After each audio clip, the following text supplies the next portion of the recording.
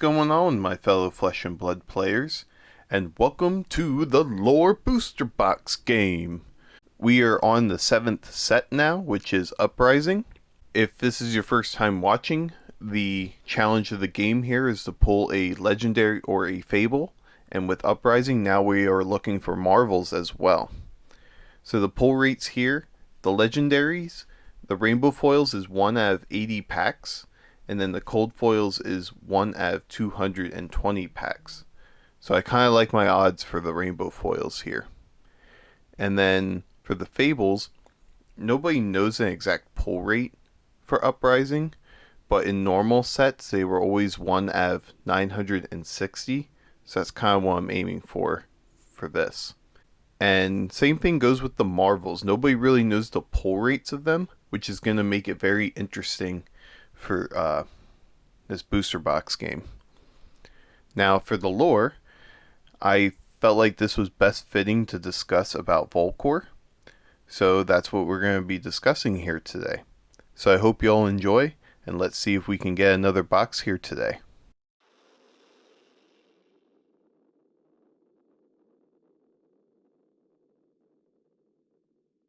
Long ago, when the world of Wraith was untouched by human hands, a great and mighty beast gave life to the land now known as Volcor.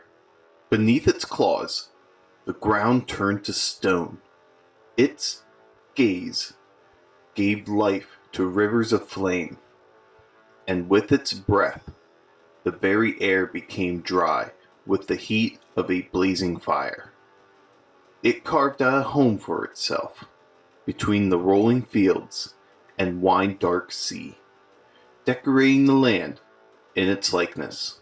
For a time, all was still and calm. The beast watched over its territory, basking in the dry heat and sculpting mountain ranges out of solid stone. Yet, one by one, new creatures began to appear on the outskirts of its territory. Strange, soft-skinned little creatures clutching makeshift weapons. So small, so weak, in comparison to the great and mighty beast. It allowed them to creep onto the edges of the land, watching from afar. With time, the beast grew wary. For millennia, it had wandered Wraith and spent many eons making its home. The great and mighty beast left the tiny creatures to watch over the land, gifting them its fire blood in return. And then, at last, it found a space in which to nest, curling up and falling into a deep slumber.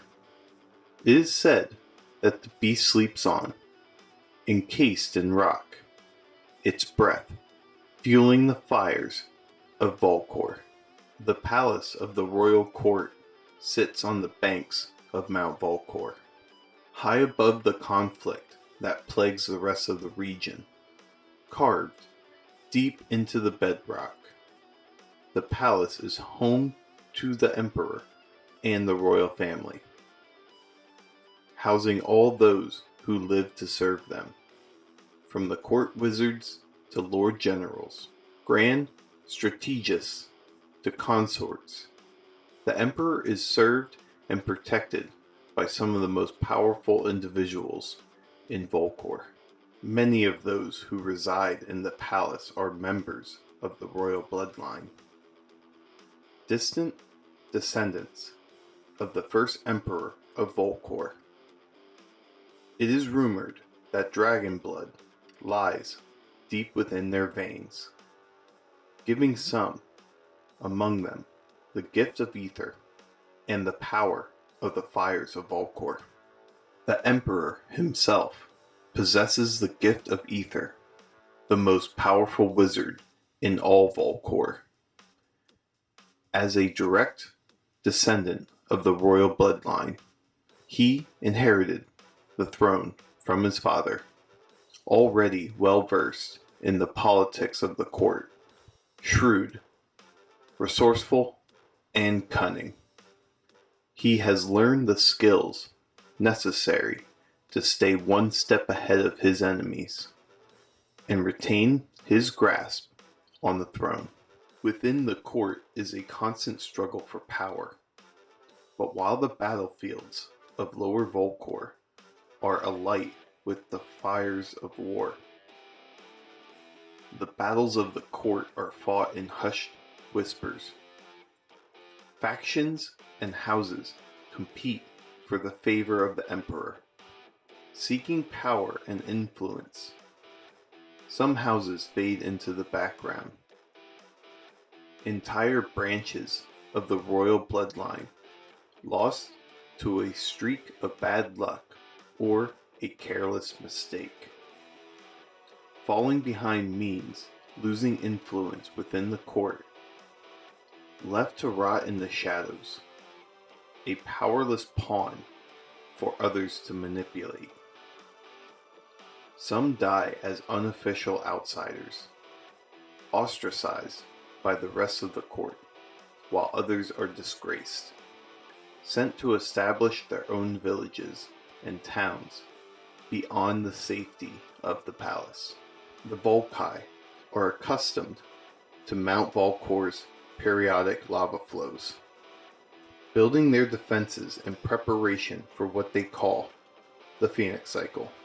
Sporadic and unpredictable, some places have been untouched by the lava flows for over a decade, while others suffer with every pass of the cycle. Every territory in Volcor is susceptible to becoming a victim of the lava flows. A tidal wave of magma that flows down through the rivers, creating a flood that can isolate a territory for months at a time.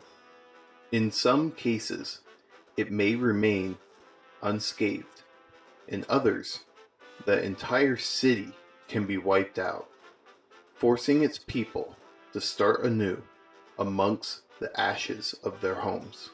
Every wizard in Volcor is a descendant of the first emperor, drawing power from their ancestral bloodline.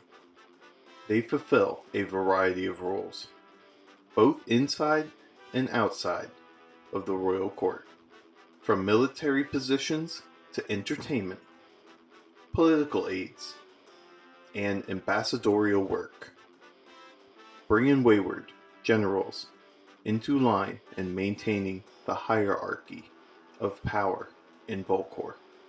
Due to their inherent power, they are closely watched, as the emperor works to maintain his sway over the court.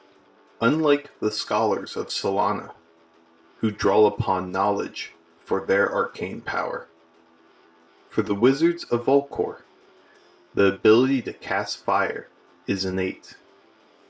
Their arcane gifts usually manifest in childhood, and training begins the moment that their ether affinity is revealed. Practice makes perfect. Young wizards are taught the extent of their skills, casting spell after spell to learn their strengths and weaknesses. In the realm of ether, the imperial tutors ensure that the most powerful students are singled out and given extra training, working to hone their latest abilities.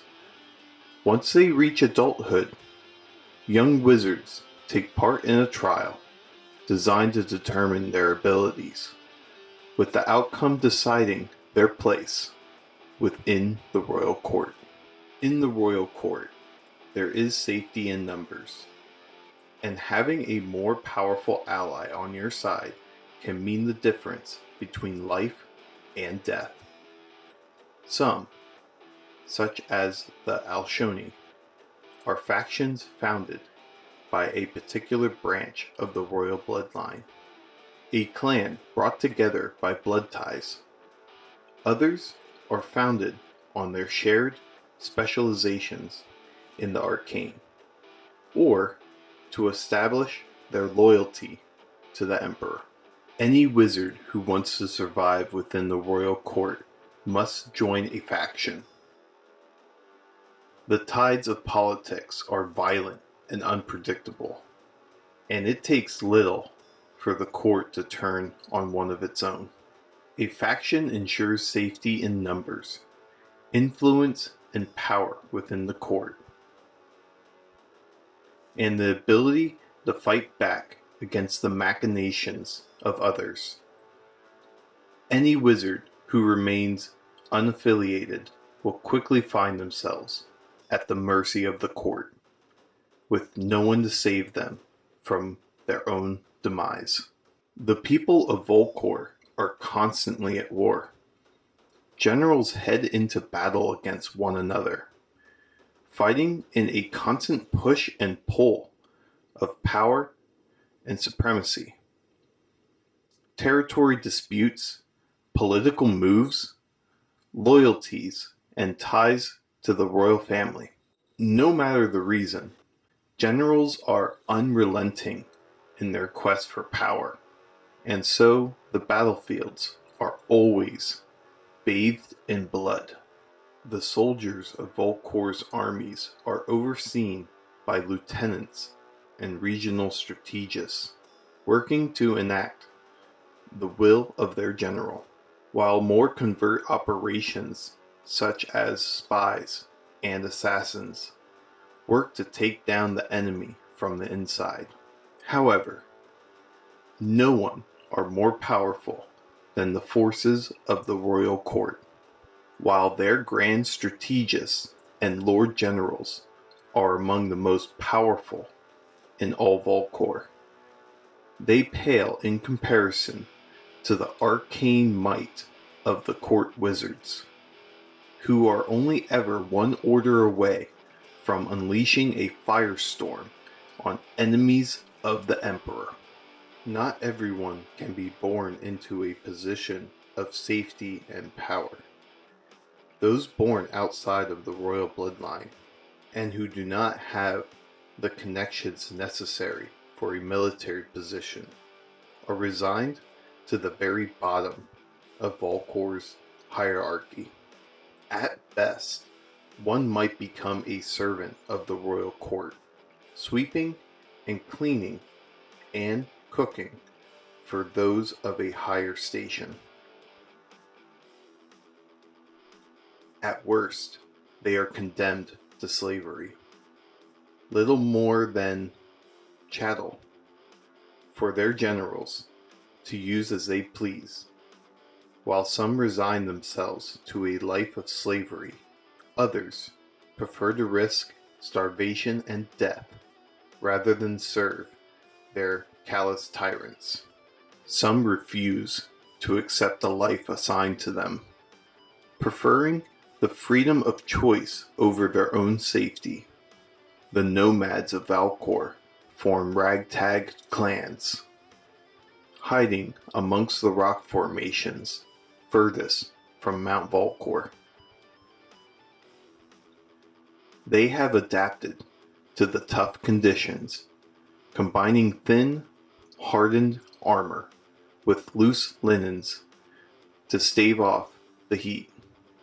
They often scavenge forgotten battlefields, looking for any salvageable weapons and armor, while avoiding the watchful gaze of the generals. The creatures of Volcor are strange and majestic creatures, having long since adapted to their hostile and volatile environment. Many of the creatures found in this desolate region are believed to be distantly related to the dragons of old, great scaly beasts who populate the legends of Volcor. And that finishes up the story about the land of Volcor. So now we just get to see if we pull a winner here.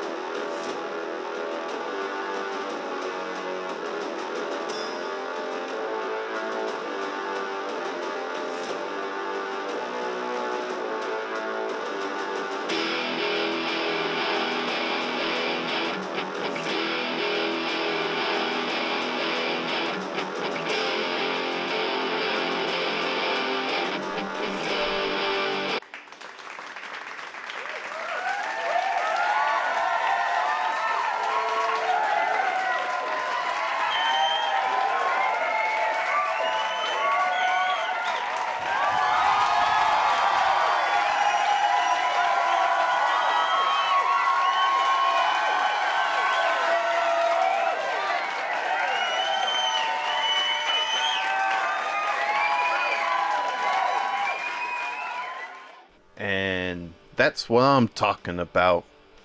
So even though that's kind of my least favorite Marvel of the dragons just because of how dark it still looks freaking cool. And on the other plus note, now next week we will have another box. So that is another thing to celebrate about here. Sit back and relax, we'll see the rest of this box here and see if we can maybe pull something else.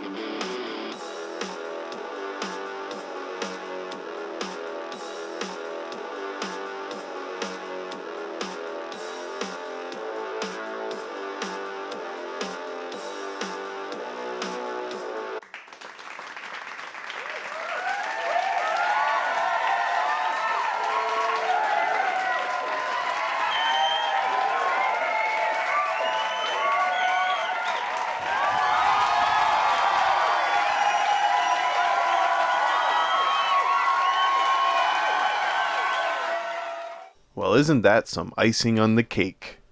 A freaking crown of Providence. Yeah, we already won the booster box game, so this is just turning out to be an awesome box.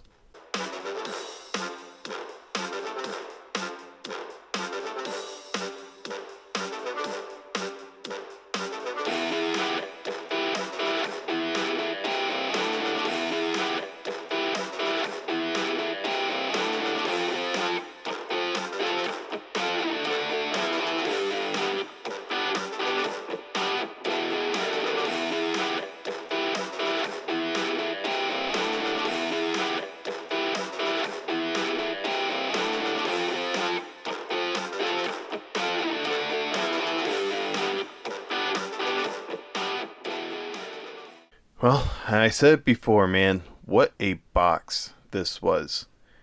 We get a Marvel Invoke Necria, and we get a rainbow foiled Crown of Providence. Couldn't ask for more out of this box.